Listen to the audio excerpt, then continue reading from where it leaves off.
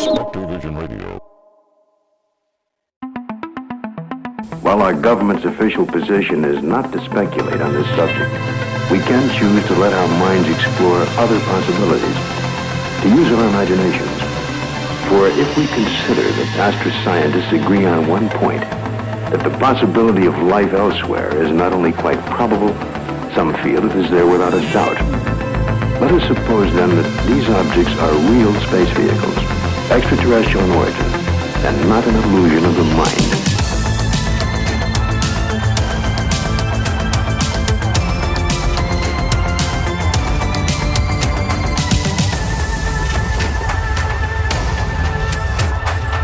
This is Somewhere in the Skies with Ryan Sprague.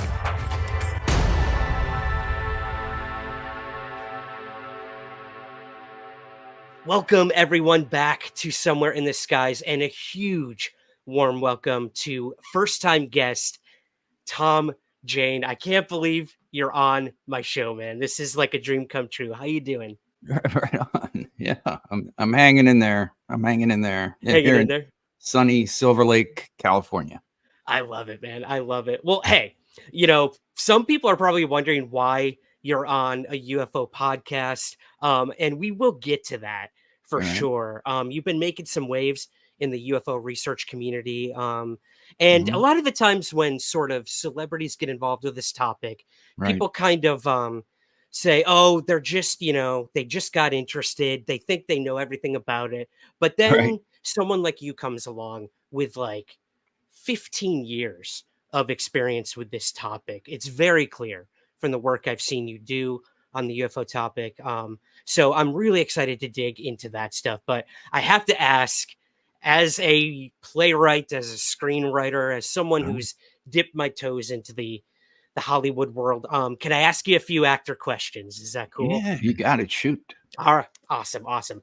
So, I guess the easiest question, the most obvious would be, what got you into acting? What got you into the entertainment industry? You probably answered it a million times, but how did that start? I was a juvenile delinquent in high school and got involved with the arts program. I played football, and then I also got involved with the art crowd. So I was this weird guy who would hang out with the jocks and the art nerds, and I started painting sets because that's what we did. We built and painted the sets for the high school play.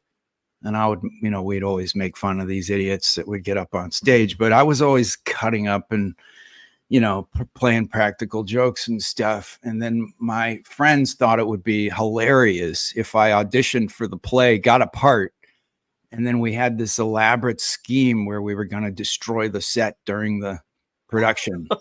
Right. And it was, but we needed an actor on stage to be able to pull it off. So we were really serious about this. And I auditioned and I did get a part in the play. And as rehearsals went on and as we were building the sets and stuff, and I, got, oh my God, like I got to get up on stage in front of people. Like this is like serious. So I started memorizing my lines and rehearsing by myself. And I came to the conclusion that, this is super fun and a challenge. And so I went to my carpenter buddies and my art guys painting the scenery. And I was like, guess what? We're not going to destroy the set. Abort. That thing is off. And we went ahead and did the play. And it was sort of a miraculous experience for me. Changed my life. And I suddenly knew what I wanted to do with myself. I think I was 14. That's so cool. Well, time progressed and, you started doing films and television and all that stuff. And, a lot of our viewers probably will know you, as I do, mostly from things like you played the Punisher. You played Mickey Mantle. You've been in several Stephen King adaptations. I have 3 of them. Yeah, that's pretty awesome. But a project that really is near and dear to my heart and a lot of the sci-fi nerds out there, obviously, is probably The Expanse. Not only you starring in this show, but you also had the opportunity to direct it as well. So what was that experience like, being on sort of the other side of the camera for a Well, they project made me earn it. You know, I expressed a real desire to direct an episode, and because I love directing and I wanted to get into it, and I knew it would be a good experience, and also, you know, just a tick on my resume, so I could do more of that kind of thing. And because I was, you know, part of the reason how they got their financing in the first place, I was the first actor they brought on board to sort of greenlight the thing. They said, all right, we owe you one, so you can do it. But you got to shadow one of our directors, Brett Eisner, terrific guy, and really, really took me under his wing, you know, and as far as the television, the art and the craft and the politics of directing television. But they made me shadow this guy for a month. Wow. Like, he had said, you know, he's like, you know, every now and then an actor will express a desire to direct.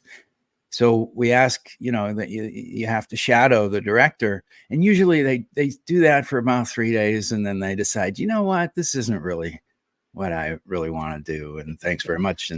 But I showed up 5 days a week for 4 weeks, put on my pants at 5 o'clock in the morning, went out there and sat, you know, in the chair next to the director and followed him around through all the production meetings and all the rehearsals and all of the, you know, the pre-production. And then I was stuck around and as he filmed the episodes.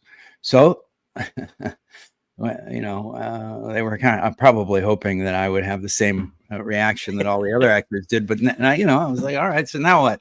And they gave me an episode, and I absolutely had a blast. You know, I'm really proud of the episode. It's season 5, episode, oh Jesus, 3, I think. So, I mean, every job, I would imagine, on a set has its own, you know, uh, actors respect what a director does, directors respect what an actor does. But what was that like? Like, when you're the director, you're kind of the head of everything. It's your Yeah, vision kind of going into it. You yeah. kind of have the final say in a lot of stuff. Was that You a know, a lot lot of of stuff. pressure?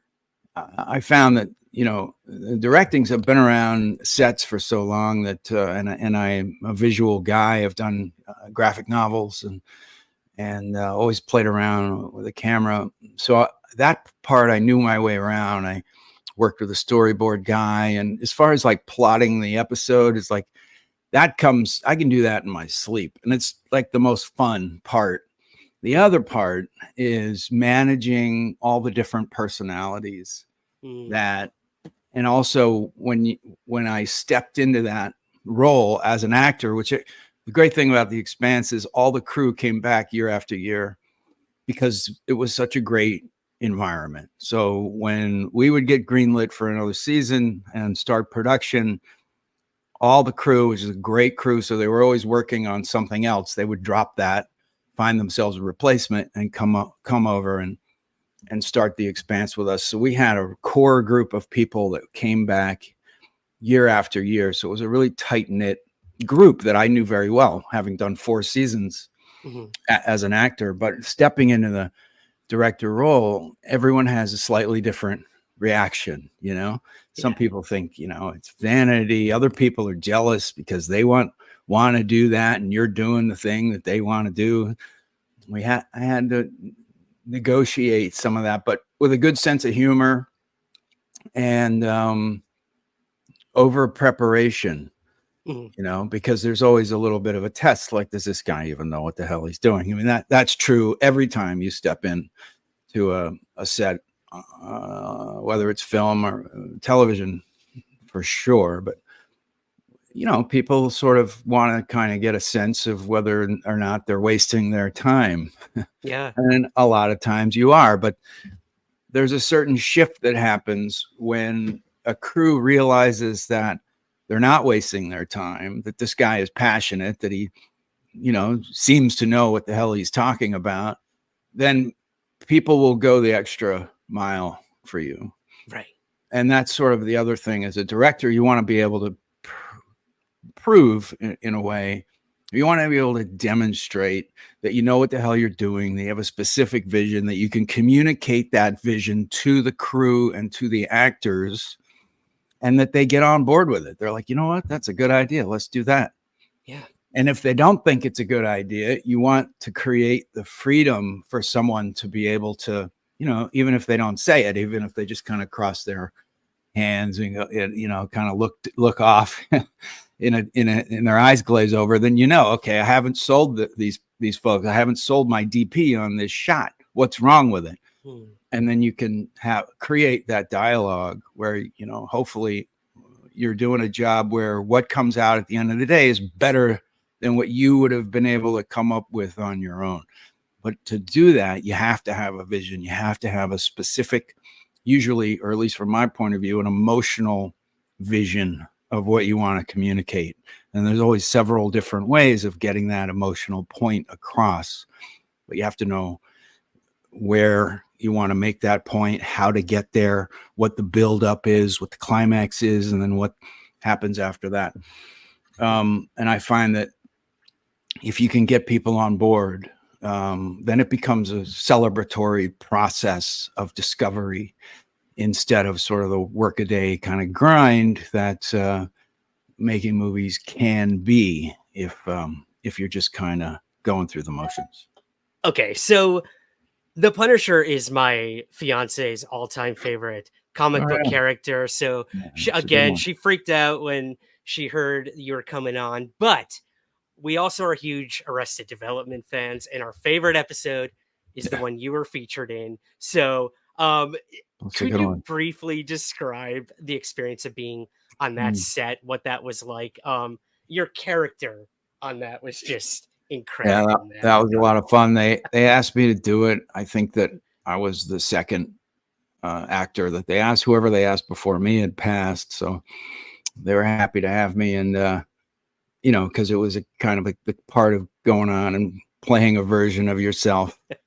I found those guys to be super bright. The set was very fun. It was full of creativity and ideas, and you just knew, walking in, you're like, okay, this is a good show where people are passionate about what they're doing, and they appreciate a good sense of humor. So we had a lot of fun. Awesome. That's good to hear. Like, it's always good to hear that actors have good experiences, especially if it's just like a cameo or like a one-time thing. And I just wanted my kids back. Thank you for that. That's going to be the clip that I put out there. So thank you, Tom. I appreciate that, buddy. Okay. Last two actor questions before we get into what we're here to really talk about. That's UFOs. Can you tell us a little bit about Renegade Entertainment, this company that you've created? So getting in the second half of my career, I started a production company, and we're you've been around for a while and sort of know how things run, and definitely have something to contribute to the production side of things. So me and Courtney Penn, who's a terrific producer, who I had known from working on another project that we didn't get off the ground, but what we did do is form a really solid working relationship. So Courtney and I have been at this since right before the pandemic. It's 2019. Geez, almost 5 years now. We've done several films. We've worked on Amazon Prime Troppo. So that's something that I produced, I starred in, and I also directed a couple of the episodes of Troppo, which I'm really proud of. Great Australian production crew, great story. The novel is called Crimson Lake. It's a series of, I think there's 3 of them right now, by Candace Fox. So any crime people out there, Candace cut her teeth with James Patterson. He likes to recruit young writers and do projects together. Candace is sort of her child star. I say that she's in her 30s, but she's full of ideas, a wonderful novelist. So the Candace Fox Crimson Lake series is highly recommended. Anything by her, she's done a great job. And so we had a lot of fun adapting, developing, and creating the season of Troppo. It's a detective thing. It's my partner is this crazy 25-year-old lady who just got out of prison for killing her best friend and she decides she wants to start a detective agency. And I play this cop who's hiding out from the world because he was accused of this terrible crime, and got splashed over the tabloids. So he like took off into the jungles of Australia. Northern Australia is actually really tropical because it's closer to the equator, and there's alligators and giant spiders and snakes, and it's a nasty place to try to shoot a show, but it looks great. I call it jungle noir. I love it. So we did a little jungle noir up there. You birthed a new genre. I love it. I love it. So the Hollywood Disclosure Alliance, this is pretty cool as we get into UFOs. We've had Dave Foley on the show a few times. Yeah, I He's did a also show with member. Dave. He's great. He's awesome. So what is this? Can you kind of give our audience a feel for what the Hollywood Disclosure Alliance is? And Right, the HDA. We just started it in November of last year, but what the idea is that we started with, I think, 12. Now we're up to 130 members.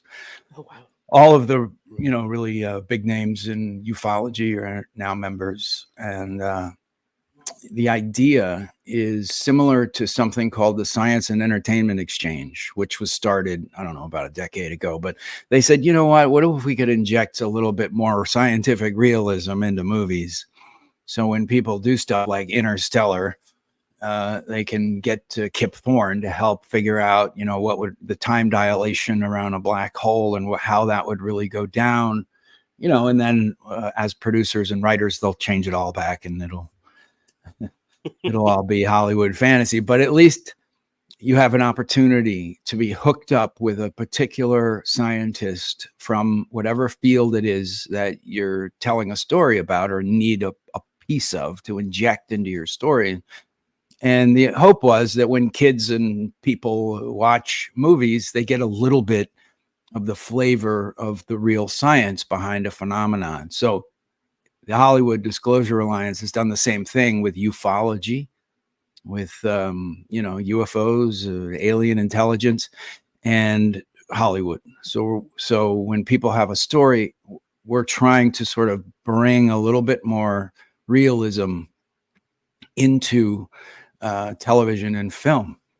So we can hook you up with, if you're a producer or a writer, or you've got a story that you're working on, we can hook you up with people who really know their way around ufology, the history, the field, the state of the art of what people are thinking about today, and hopefully inject a little bit more realism into the stories, which kind of sounds like an oxymoron, when you talk, most people still today, when you're talking about UFOs and aliens, you're like, that is fantasy, but the truth, that couldn't be further from the truth, actually. Right. So the world that we're really living in, the actual world, reality, reality. Mm-hmm. It's like my dad was. I was such a kind of a daydreamer as a kid. My dad used to slap his hands and go, reality. I love that. I'll never forget that. But the reality of the situation is that we do live in a universe populated with advanced intelligences, and that some of these are visiting our planet. That's the truth. That's reality. There's no debate about this. This is not a debate. This is, if you're not, you may have never been to the Amazonian rainforest and met a pygmy. Trust me, they exist. We know they exist. We trust the people that have been there. We've seen them on camera. We've watched some documentaries. They're not actors. They're real little pygmies that live in, either in Africa or in the Amazonian rainforest. And just as I have never been to the Amazonian rainforest, but I know that there's tribes that live there. Well, I may have never seen a UFO with my own eyes, but I know they exist. And I know that they are piloted by intelligences that aren't human. That kind of brings us up to Tom. You recently spoke at Contact in the Desert, an event I've taken part in a few years ago. And this is where a lot of big conversations happen out there in Right. like Yeah, Springs and whatnot. What was that experience like? What were you gave like a lecture, a I did. workshop? Like you were I all in did. on this, man. What was that like? I did. I was very honored to be invited, and I showed up with bells on, and I worked really hard on my 90-minute presentation. It was called "When Worlds Collide," and I worked really hard on it, and I got a great response from the audience. So it was very gratifying.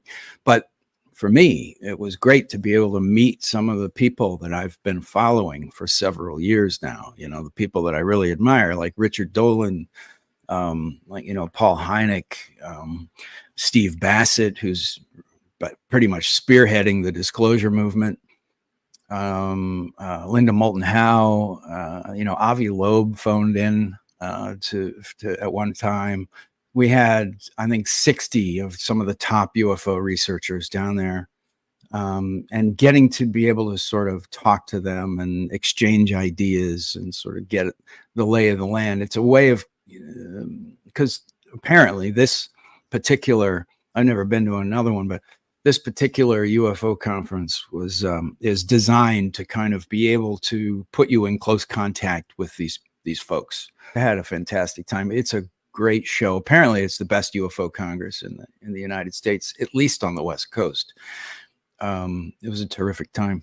It's so good to hear like that communal sort of process. Like you're right. A lot of the times you go to, you know, whatever comic book conventions or even a lot of these UFO conferences, it is very like you are the audience, they are the speaker, they're right, you are the one learning. But it's good to Right. know that like everyone can kind of be on the same page and on equal footing there. What did you talk about, if I may ask? So you might notice I'm calling these modern things seen in the sky UFO. Call them whatever you like, UFO, UAP, you do you, man. I'll stick with UFO. Why? To preserve the lineage of the pioneers of ufology that came before us. I ask you, did J. Allen Hynek study UAP? Did Stanton Friedman, Frank Edwards, Donald Kehoe, Dr. James McDonald, Amy Michelle, Jacques Vallée, Wendell Stevens, Bob Dean, Jem and Coral Lorenzen, Leonard Stringfield, I mean, so many. And that's not even mentioning the abduction researchers. Ann Druffel, who remembers her?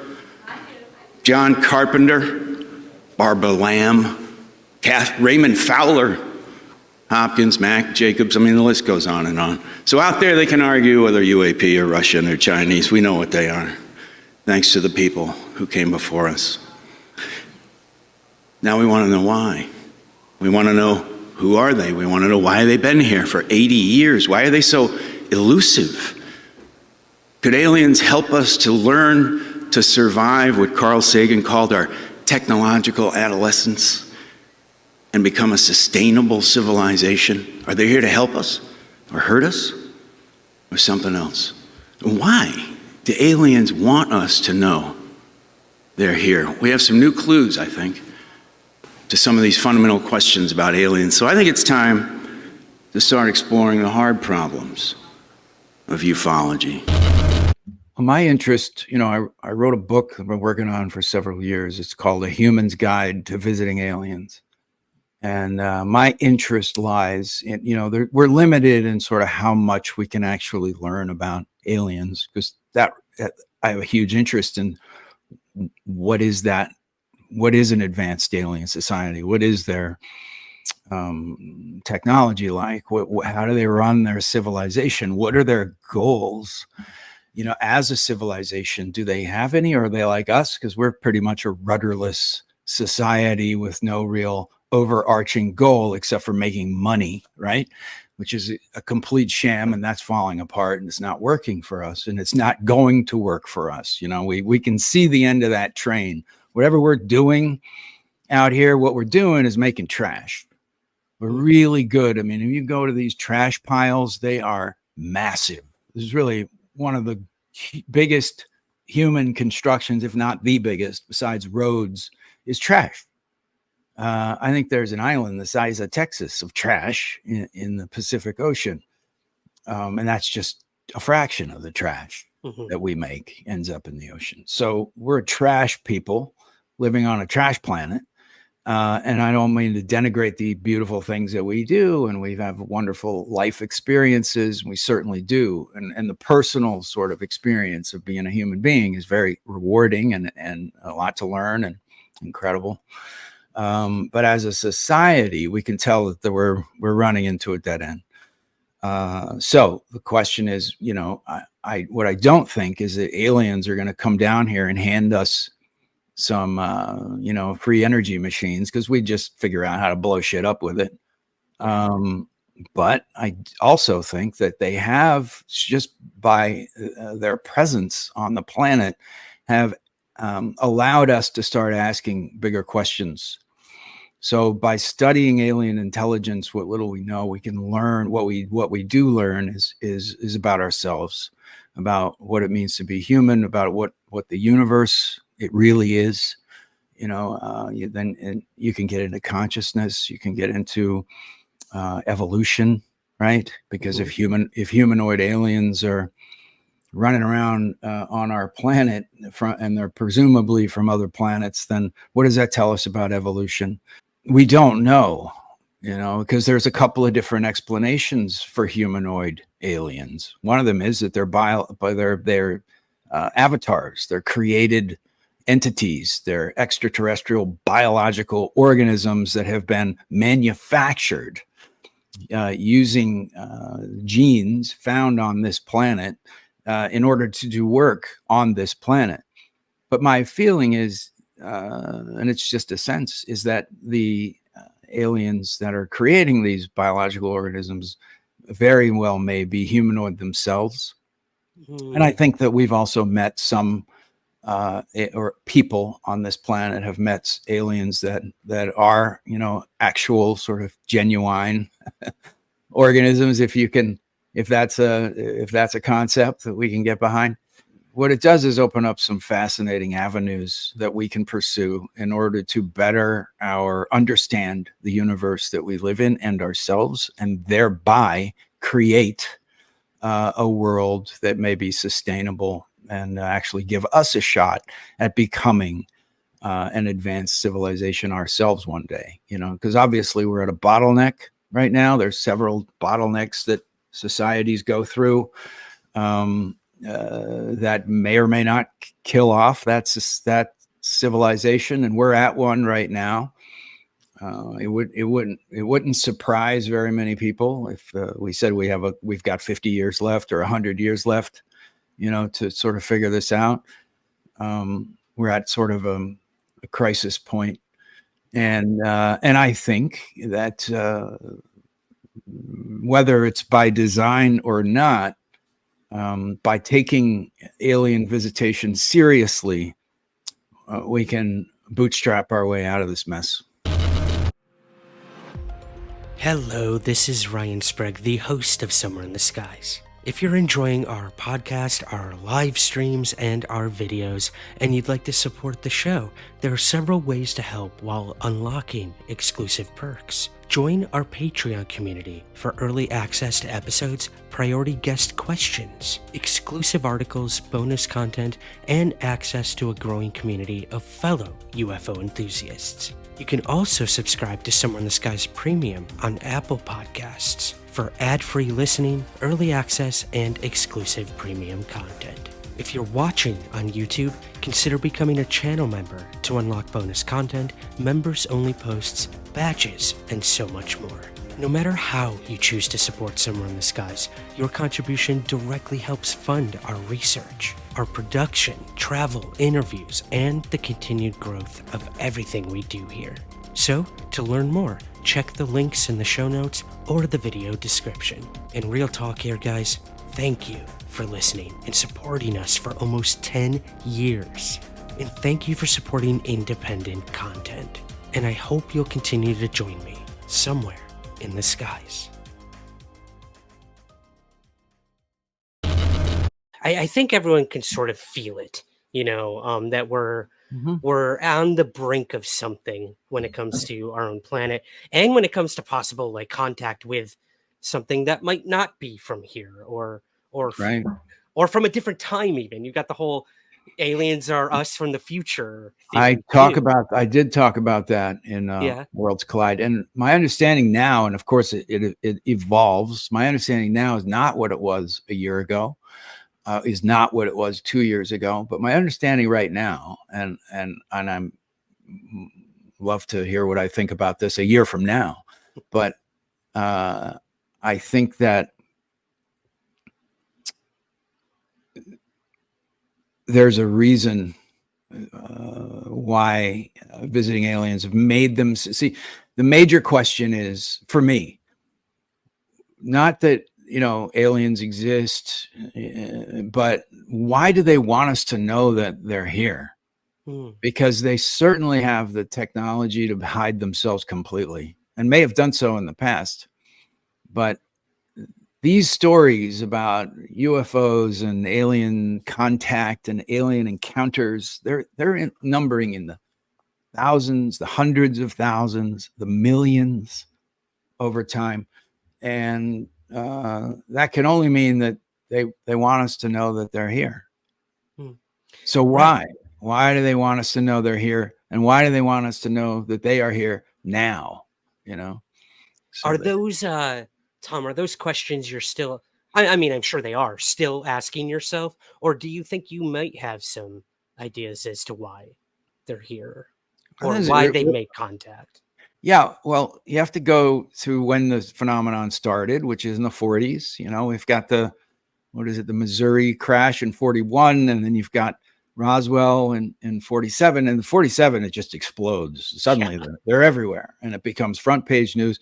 And I like to point out that our society was more openly talking about UFOs in 1952 than they are today. So even though it feels like this great opening or awakening or relaxing of the secrecy has happened over the past 4 years, we're still not at the point where we were in 52. Military, government were much more open about the phenomenon and what they didn't know in 52 than they are today. So we haven't yet surpassed. So in other words, it's a merry-go-round. Yeah. And whether we surpass that or not, then we can say, okay, now we're getting somewhere. Hmm. But as far as so 47, the atom bomb is the big sort of calling card that most of us say aliens are certainly attracted to. The great book, UFOs and Nukes, highly recommend anybody check that out. And they have a long and storied relationship with our nuclear weapons. They also have a long and storied relationship with aliens communicating very little to humanity, but what some of the things they do communicate, one of them is you're screwing up the planet. Thanks very much. Yeah. Did you have to fly all this way just to tell us that? I mean, We know that.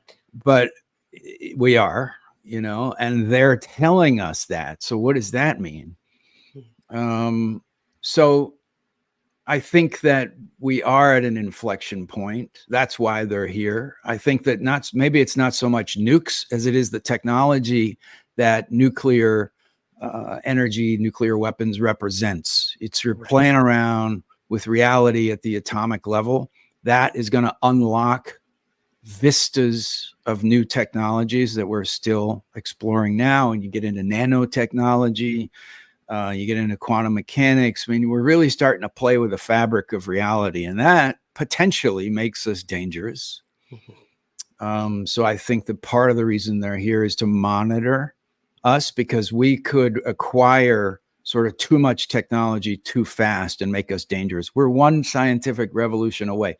And we've already done it, in my opinion, in secret programs. We already cracked gravity. And we're doing that thanks to the craft that aliens have left behind. That's not accidental. Aliens don't accidentally drop their trash off and go, oh, that's okay. They'll never figure it out. Anyway, we're smart enough to figure stuff out. We might not be able to replicate their technology exactly because we don't have the tools that construct reality at the atomic level, the way I believe that alien technology is constructed. 3D printing. Imagine a 3D printer that's building with quarks and atoms, instead of sort of aluminum, Mhm. right? You look at concrete, you pour some concrete, you cut down some trees, you build a house. If you dig in, it's very crude materials that we're still working with. Yeah. But we are now learning quantum tunneling with this crazy thing, right? We're Yeah. using quantum tunneling to store information in this incredible machine. So we're not that far away. And in secret, I think that Russia, America, maybe the French, China, most probably, that's probably a certainty. Maybe the French have already built reverse engineered alien technology. That they're doing it. America's not the only place that they've left these craft behind. Right. They've been the Chinese are really tight-lipped. It's hard to get any information, but we do know that UFOs have crashed in Russia. We do know that people are obviously trying to figure out how these things work, and they've, to some extent, it's allowed humans to think about physics in a new way, right? Mm. Aliens know this. You got to figure whatever we know, not only do aliens know that we know it, aliens want us to know it. There's no other explanation. They're okay with us knowing this stuff, right? Yeah. So they may have handed us technology that we can use ourselves to change our civilization, but the rest is up to us, because that's been, as Dolan calls it, sequestered in a breakaway civilization. Right. This technology, right? And why is that? I'll tell you why I think that is. It's because the people who control the power structures of the world want to stay in power. And this technology represents a complete democratization of power, of technology, of the control of reality. And that's not okay. We're still living in medieval power structures here. We still live under kings, queens, knaves, slaves. That's us. That's our world. We've changed the names. We've pretended that the slaves are free. We told them that they're free. We're not free. The hell we're free. It used to be chains. Now it's blockchain. That's what's tying us down. And the people who are in power have been in power for a very long time, and they want to keep it that way. So of course they're going to keep that technology secret, because it's a threat to the power structure of our world. So aliens have given us the opportunity to realize that we haven't figured out everything about reality, that, we don't need to fill up our rockets at Exxon to get to the moon, which is what we've been doing until now. Yeah. We don't need to do that. So they've kind of given us the keys to the kingdom, but it's up to us to implement it. So the only thing that's missing from the equation today is spreading the word, of raising the consciousness of society to the point where metaphorically we rush the gates and open the warehouses and then democratize the information that aliens have left lying around in the desert or in the mountains. So obviously alien intelligence respects our civilization enough to give us the opportunity to figure these things out for ourselves. Okay. There's a good reason why they don't come down and land in the Walmart parking lot and start handing out, free energy generators, right? There's a good reason for that. Because if we don't figure it out ourselves, we'll never own it. It'll always be handed down, right? So when things are handed down, then that automatically creates a sort of a subservient / master relationship. And obviously, it wouldn't be too difficult to do if aliens wanted to create that kind of relationship. But I think that the strongest civilization that might eventually have something to offer the cosmic ecology out there would be a civilization that's learned to do these things ourselves. Yeah, absolutely. Well, I mean, that kind of brings us up to now, Tom. I mean, you have things like David Grush swearing under oath that he knows where these craft are. He knows who is working on them, and he kind of wants that this embargo. You know, kind of what you've been talking about. He wants these people who are in possession of this technology to come clean. So, do you buy what Grush has brought forward and all of the Well, I intelligence mean, official stuff? what has been brought forward only reinforces and reiterates what we've already known. If you've studied the subject, if you've taken interest, if you've bothered to listen to people who've had firsthand experiences with either technology or the aliens themselves, we know. So nothing that Grush has said is a surprise to any of us who have studied the subject. So it only reinforces what we already think we know. So it's great. It's, you know, what he's done is sort of created a mouthpiece. He's created a bullhorn to sort of project some of this information to a wider audience. But what hasn't been communicated is the seriousness, the stakes, you know, and we're building a movie or a character. The first question is, what are the stakes? This has to mean something, you know. That's why Hollywood, like, it's always like, if we don't stop this guy, the world will end. Like, can you get bigger stakes than that? How's that?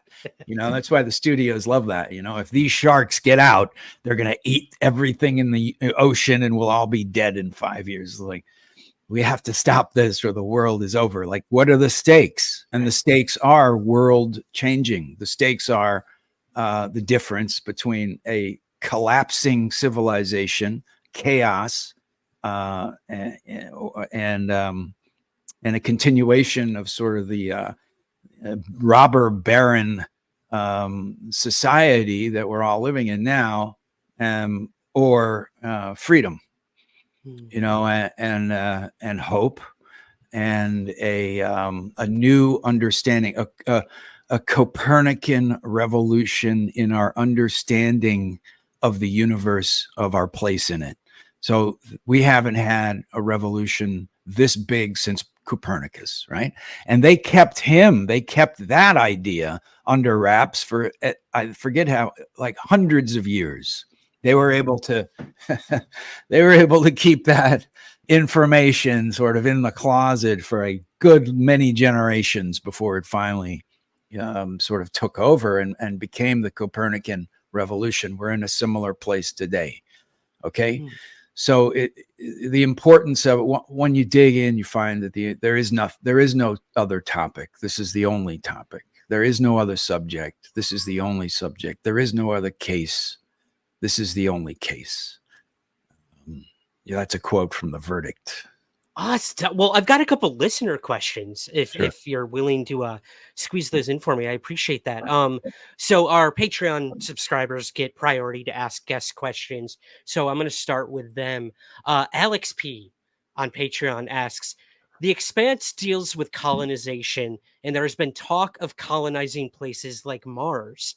Right. How far off do you think something like the Expanse is, and do you believe we should be colonizing other planets?" Well, when you ask Musk about aliens, he says, "I see no evidence," and that's on point. That's on target for his colonization project, because the only reason to start to colonize other planets is the continuation of the human species, right? And if aliens exist and there's thousands of other civilizations out there, then it's not so important for the continuation of intelligence in the universe whether or not humans survive. And indeed, it's not.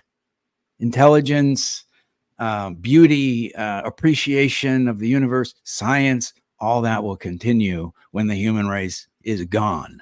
So it's not crucial to the survival of intelligence in the universe that human beings survive and thrive. But it is crucial to us. We'd like to continue. We would like to continue and create a new chapters and a new history in the evolution and be a part of the evolution of the universe in whatever form that takes. So it's very important to us. So it's important also that that Musk stays away from the topic of other alien intelligences out there. That's on point. We have bigger problems on this planet right now. And the main problem is, and possibly one of the reasons, if we are being sort of modulated, managed by an alien intelligence, one of the reasons for that could be that we don't know how to take care of this planet. Yeah. So if we export our civilization to, say, some other world, say we discover anti-gravity, and by the way, once you unhook matter from mass, that's interstellar travel, because light travels at the speed of now. The distance, it's only from a human perspective that it takes 100,000 years for a photon to cross the Milky Way, right? Mm-hmm. From light's perspective, there is no time. So if you were able to create a craft that was massless, you would travel from your perspective in zero time. Once you turned on the switch and then turned it off again, you're anywhere you want to be in the universe in zero time. 1,000,000 years may have gone by on your home planet, but who gives a fuck about them? Right. Honestly, yeah. You know, it's only us on Earth. We're like, oh my God, I won't get to see, they will never come back. It's like, no shit, they're gone, you know? Yeah. I would take that deal in a heartbeat. Would you? Yeah. Someone offered me, go out and, you know, I'd want to say goodbye to some people, but hell yes, of course. I know, I'm sure a lot of people would. So Rodrigo B on Patreon asks, are there any other actors or celebrities you speak to about UFOs or that have had UFO sightings? Yeah. Do you guys ever share stories when you're on sets or anything like that? Or what do people think of your interest in the topic? I don't know, because I wouldn't have, I wrote the book, so I do want people to read it. I think it has something to offer that other books don't, which is why I wrote it. And so I want people to read it. So I knew that eventually I'd have to sort of start talking about this stuff. But if I had my way, I wouldn't, you know, this would be a private pursuit, and I'm perfectly happy with that. Private pursuit for 15 years. So it's a transition. I don't know what other people think about it. I don't really care. You know, it's sort of like, you know, the priests who came, you know, to Copernicus and told them all about God. It's like, yeah, thanks. You know, which is great. And there might be a God, but we're not the center, you know, we're not in the center. And that's all he was saying. We're not the center of the universe. Right. That's all he was saying, you know. Yeah. People had a hard time with that for a long time, but now we can incorporate all of our religious and spiritual ideas into reality. And that's, by the way, where it lives. If spirituality lives in the universe, it lives in reality. So it's us that needs to catch up to it, you know, which is the same thing. I think the relationship between us and aliens, we need to go to it. It is obviously offering the opportunity for us to do that, but we need to take the steps toward alien intelligence. They are not going to, put it this way, if they do, you know, suddenly you start seeing UFOs hovering over every city, that's a really bad sign. I was just going to say that can't be a good thing. Yeah, 100% I agree. So All Things Unexplained on Twitter asks, might we see you reprise your awesome version of the Punisher in any part of the MCU's universe or anything like that? I don't think so, but I'd love to direct something like that. You know, I really have a soft spot for that kind of story. If anyone hasn't seen it, I did a short film called Dirty Laundry on YouTube. So check that out if you want a little bit more Frank Castle from me. But I've always been looking for that. I love those stories that came out of the 70s, the anti-hero and all that. And I think that there's a pendulum, and I think that we might be swinging towards the anti-hero a little bit more today and over the next few years. So I would love to, always got my ear to the ground for a good anti-hero story. Awesome, man. Hey, we're rooting for you. Michael H. on Twitter asks, last listener question, do you remember visiting Cape Girardeau, Missouri to film Kill Shot? And do you know how significant Cape Girardeau is in UFO history? I think you mentioned that crash earlier in our conversation, right? 1941. Yeah. Yeah. Absolutely. Yeah. No, but I didn't know that at the time. Okay. At the time, I was there filming with Mickey Rourke and Diane Lane, who's terrific lady. Mickey's great too. But no, I was absolutely oblivious to the significance Yeah. at that time. And if I ever get a chance to go back, and that's one thing I'd love to do is sort of hunt down sort of where that happened or where people think that happened. I think that would be a fun field trip. It would. Well, Michael H, he actually added here, I'll give him a tour if he ever returns. So No, terrific. I'll put you guys in touch for sure, Mm. Tom. Last question before I let you go. I know you're a busy man. Where do you think this is all heading, Tom? I mean, disclosure wise, Right. is disclosure even a thing that you think will ever happen? Or Disclosure is not a thing. It threatens the power structures that control our world. They will fight it tooth and nail. But I do think that it's important enough that people on the inside, maybe in the Pentagon, maybe in the military, maybe even in some black projects, do realize that this is a world that the stakes are the survival of the human species. And so they are trying to open some doors, let the truth out. But the problem is that what we're up against is the power structures that have controlled the world since the beginning of civilization, right? They don't want that to change, right? They like giving you the illusion of choice. You think you can, it's George Carlin, you think you're voting for one. You like the puppet on the left. Nah, the puppet on the right. Wait, there's some guy, he's holding both puppets. yeah. That's the power structure, right? They're holding all the puppets. And this is a serious threat. So the only way out is doing what we're doing right now. And that's why I'm doing this, one more voice, in the forest, in the desert of what we need all the voices that we can. We need to start taking it seriously, spreading the word, slowly indoctrinating people, getting them over whatever psychological or philosophical hump that they need to get over in order to try to sort of open up to reality. We've done this before as a society. As I mentioned, the Copernican revolution, this can happen, but it happens when, it becomes self-evident, right? Mm-hmm. Like scientists think you're crazy and then they resist you. And then at some point, usually after you're dead, they accept what your argument was as self-evident. You're like, yeah, we've always known that. That's where we need to get. And we can only do it with each other. Okay. We can't wait for daddy to open our Christmas presents for us. Like we have to do it. It's the only way. Yep. Tie your own shoes, kids. I love it. Tom, when can we expect a human's guide to advanced visiting aliens, and where can we find what you're up to? I'm editing that book now, so I'm hoping to have that out by the end of the year. I've got a day job, so I'm consistently working on this thing, and I've almost got it finished, so you will see it.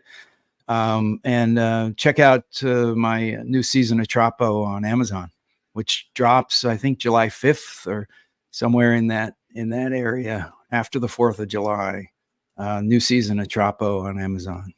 Awesome, man. Which I'm proud of, very proud of. As you should be. I'm going to go check it out. Well, hey, man, we are so happy to have you in the UFO research community. I know it's taken a long time, but 15 years is nothing to shake a stick at. You've clearly done your homework. I'm so happy I got to talk to you. I hope it's not the last time. And I want to thank you, man, for coming on Somewhere in the Skies today. Yeah, man. I get the book out. We got to do this again. Please. I would love that. Okay, all right, bud. Tom. Thank you. Thank you. Thanks, everybody. See you.